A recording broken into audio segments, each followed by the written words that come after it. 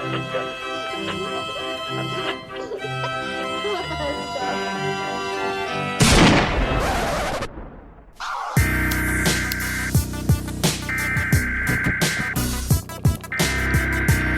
interrupt our program to bring you this important message. You're listening to Carousel Sniper Victim, a Dead Glass Design production, with your host, Shaun Jeffery.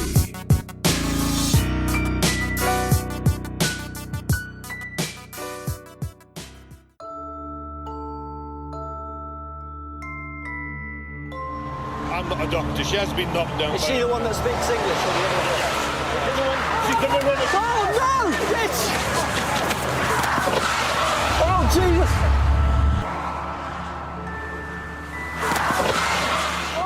Mike Alpha, we need ambulance. Senior officers to the scene. We've got 2 possible fatals. Oscar Tango 3. It's the little things that seem to bother her as opposed to what you would think are the big things. You're booking her in saying she's assaulted a police officer, and all she's worried about is what she's going to wear and how she looks. She's not asking about her sister. And that's surprised me from start to finish dealing with her. She's never really asked how her sister is. It's as if her sister didn't exist anymore. She was a woman with no previous convictions and no suggestion that she suffered psychological or mental illness.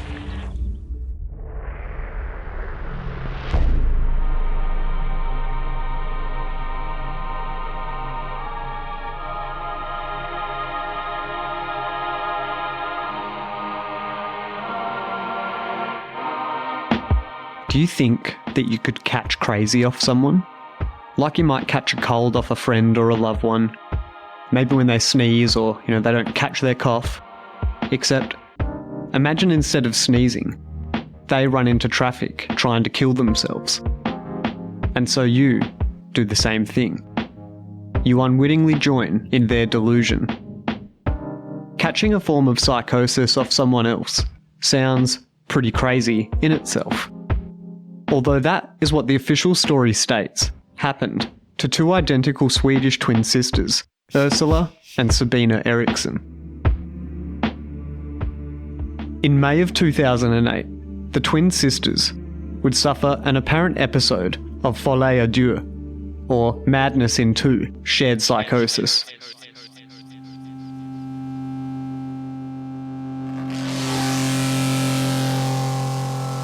Shared psychosis is a rare psychiatric disorder in which paranoid and delusional thoughts are transmitted from one individual to another.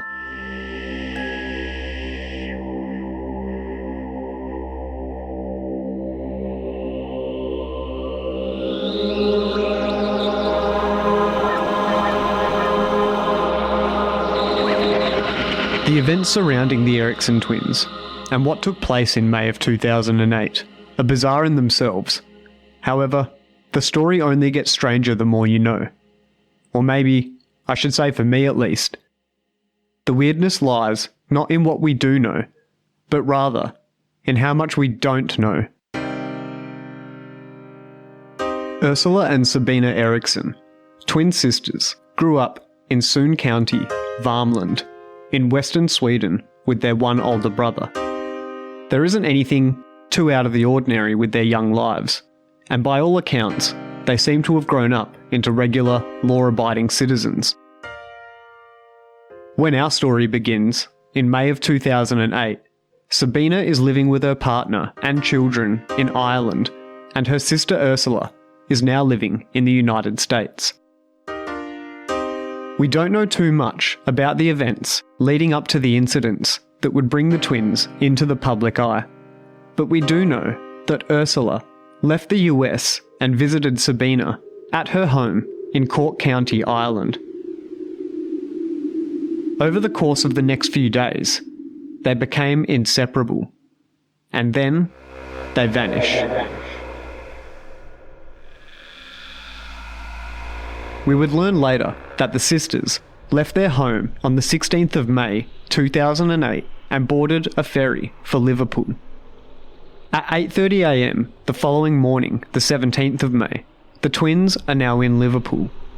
They go into the St Anne Street police station to report concerns over Sabina's children. Now, as far as we know, nothing was wrong with her children. Her children and her husband are at home in Cork County, Ireland, wondering where their mother has disappeared to the previous day. After making the report at the police station, the pair leave. At midday, they board a National Express coach bound for London. A police report later stated that the twins suddenly disembarked from the coach at Keele Services, a motorway service station, as they were not feeling well. The driver of the coach, however, said he left them at the Keele Services after becoming suspicious of their behaviour. He noticed the twins clinging tightly to their bags and did not let them reboard because they refused to let him search their bags for illegal items. The manager of the service station was informed and, also feeling suspicious of the pair, called the police. Officers arrived to talk to the twins, but then left after deeming the women were harmless. As seen on closed-circuit television cameras, the twins departed the service station on foot and began to walk down the central reservation of the M6 motorway. Motorway Patrol is dispatched to offer assistance to the presumed lost or confused or who knows what they're doing. All the motorway dispatchers care is it's illegal for people to be walking down the central reservation of a major motorway, and so they're on their way to assist. When the twins see the motorway patrol arrive, however, they panic and jump over the barrier into the oncoming traffic of the M6 motorway. This causes chaos to the traffic as motorists attempt to dodge the pair of women, who it seems are trying to throw themselves in front of the oncoming traffic. Their elder brother claimed in a Swedish newspaper after the fact that his sisters were fleeing from, quote, maniacs who were chasing them. Highways Agency traffic officers responded to the incident and police officers were called to assist as well. Along with the police came a small television crew who happened to be filming the British television series Motorway Cops, which was following one of the attending officers. They had all been informed of the events and so were expecting to arrive to at least some minor injuries, if not worse. However, when the Highway Agency traffic officers and the police dispatch arrive, the twins are calmly standing on the shoulder of the M6 motorway, chatting with the original motorway dispatch officers that they had initially fled from into traffic only minutes earlier.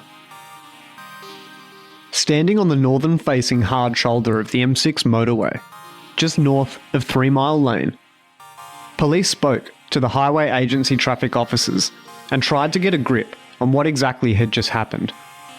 Why had these two twin sisters just run into traffic from police who were trying to help? Whilst they were talking, and without any warning, Ursula broke free from the officer holding her arm and ran again onto the motorway. She runs right into the side of an oncoming Mercedes-Benz truck, which was travelling at around 56 miles per hour or 90 kilometres an hour. She is sucked under the wheels of the truck and her body ragdolls out from underneath. Immediately following Ursula, Sabina then ran onto the road again. She is hit by a Volkswagen Polo, also travelling at high speed. But as amazing as it sounds, both sisters survive. Ursula is immobilised though, as the truck crushed her legs. She has several protruding bone fragments and is very messed up. Sabina spent 15 minutes unconscious, laying in the roadway after being hit by the Volkswagen Polo. The pair are treated by paramedics. However, both women resisted medical aid, fighting and screaming at the paramedics and police officers. Sabina shouted, quote, "They're going to steal your organs." And Ursula told the policeman attempting to restrain her, quote, "I recognise you. I know you're not real." And then, even though she has just been struck by a car travelling around 100 kilometres or 60 miles per hour, Sabina gets to her feet and an attending officer attempts to persuade her to stay on the ground and receive further medical attention. Sabina instead jumps to her feet and punches the female officer in the face. The officer is knocked to the ground, and Sabina then runs, crosses the central reservation again, running into traffic on the other side of the motorway. Emergency workers and several members of the public, along with the police, are forced to restrain her. However, the paramedics refuse to transport her as she is so erratic and she is a danger to herself and others. Therefore, the officers and paramedics sedate Sabina then and there on the roadway. She is then loaded into an ambulance and driven off for treatment under police escort.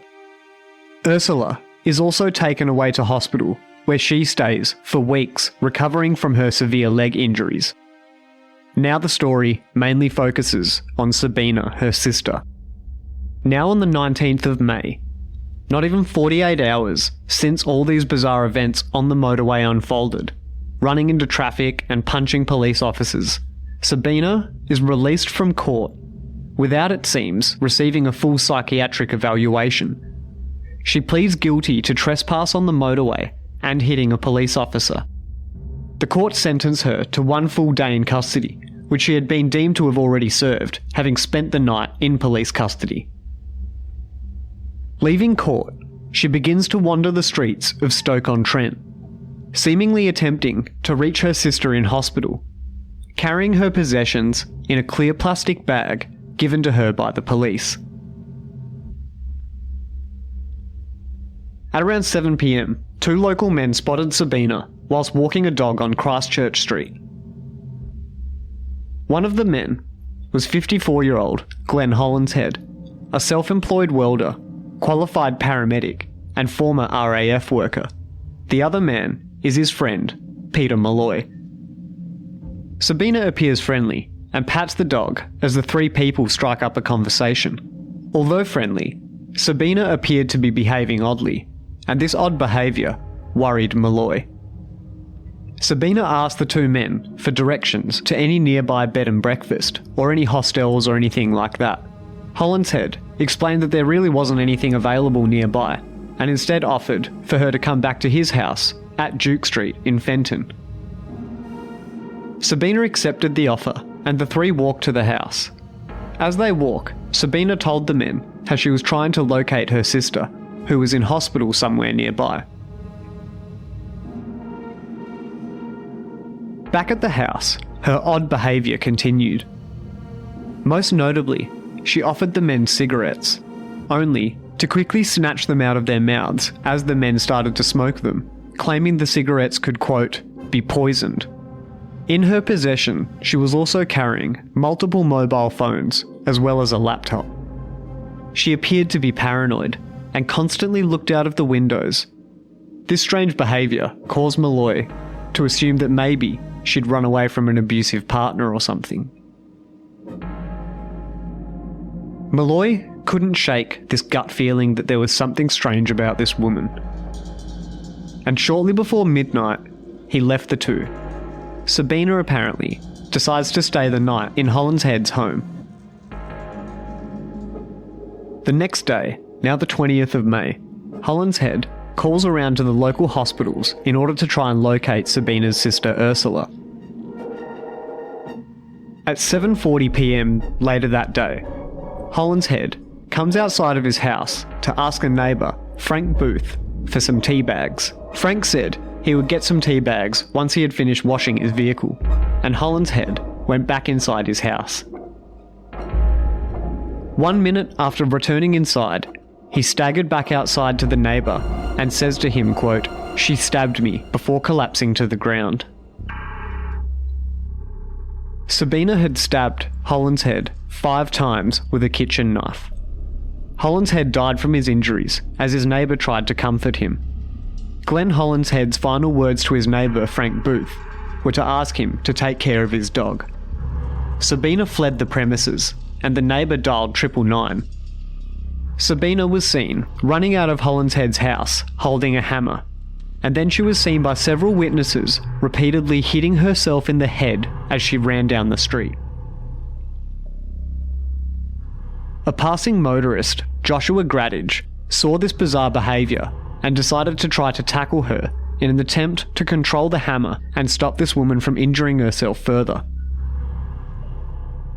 While wrestling with Gradage, Sabina took a roof tile, out of her pocket that she had taken from Hollinshead's house and smashed Gradage over the head with it. As the struggle was unfolding, paramedics and police had arrived.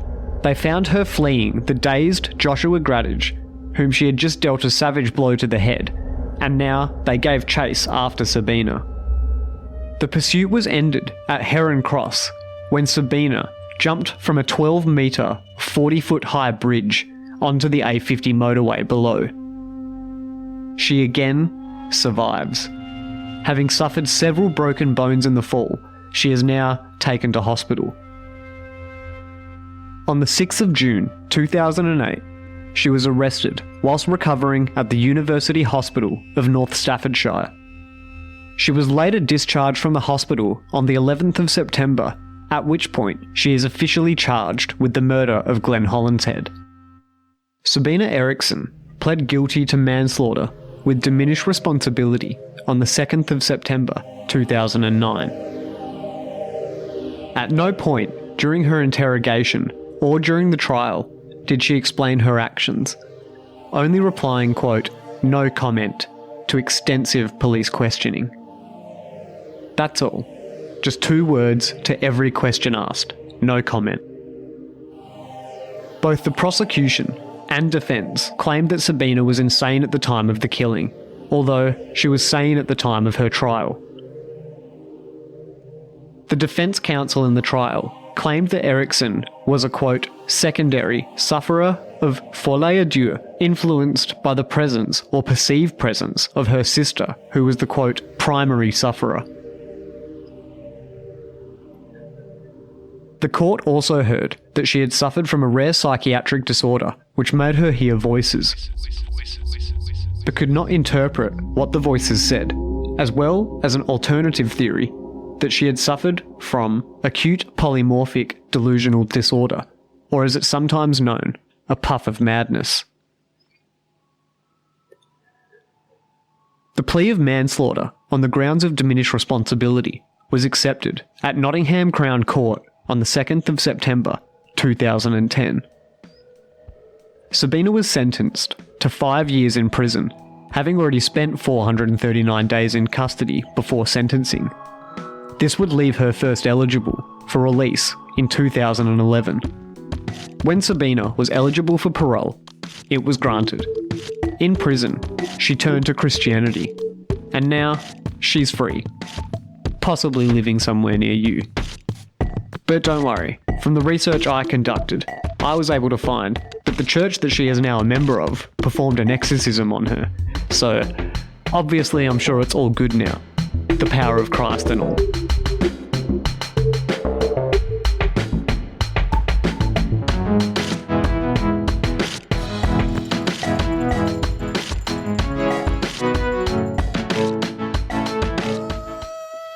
Stop.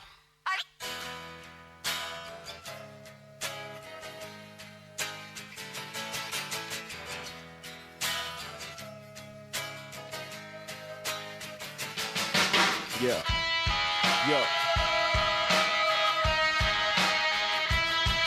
Like a version. Illy Triple J. Yeah, with our feet in the air and our heads on the ground. It's that time of the year you've been waiting on for months now. Taking this long to shake last year's come down. Back then, I wish you were now, but the world goes around it goes. You know what? Life is like a cycle. Going down a hard road. Yeah, falling in love with the people in the front row. And all I know is the sea is rising. Little koi swimming by my side. My generation fights with a fist to the sky. We're young enough to care enough to ask why. No surrender. You feel it, take a deep breath. Here today, gone tomorrow. So we ride till there's no rides left. What up, Seth? But your waitress can keep the soggy toast, mate. I'm after the bread. Where is my mind? Where is my mind? Where is my mind? Where is my mind? Shit. probably listening to hip-hop. Stop. Go, this is for you. The reason I wrote this, stand in the rain and get my clothes as wet as if swimming in the Caribbean. It was all a dream. I used to be amazed by the hip-hop scene. MD got you spinning on your axis, so you gotta ask yourself as your head collapses, what would happen if today was your last? Everyone, boring old Paul to Jimmy Ricard, huh? Spit shine so it's clear, push it to the limit, try this trick and spin it, yeah. Introduce yourself, go and raise them beers, but compared to Illy most so last year, I'm heaps good, don't worry about nothing, and there's nothing you can do, you gotta love it. Long story short, little old, little borrowed, little new, with the picture in my wallet of you, yeah. Where is my mind? Where is my mind? Where is my mind? Where is my mind? Shit, it's probably listening to hip-hop. Stop. With our feet in the air, our head on the ground. Try this trick and spin it, yeah. Your head'll collapse if there's nothing in it. And you'll ask yourself, where is my mind? Yeah, where is my mind?